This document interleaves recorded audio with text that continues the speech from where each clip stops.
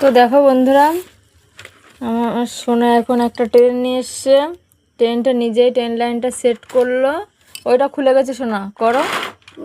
ওই যে, হ্যাঁ, এই যে নিজেই সেট করলো। খুলে যাচ্ছে কেন?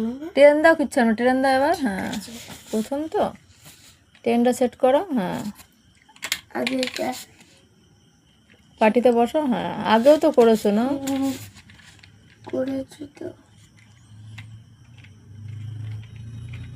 না, লাগিয়েছো, দাঁড়াও, বসাও ঠিক করে সেট করে। আরেকটা দাও। এই একটা দিই, তারপরে দেবো। দেখো ট্রেন চলছে।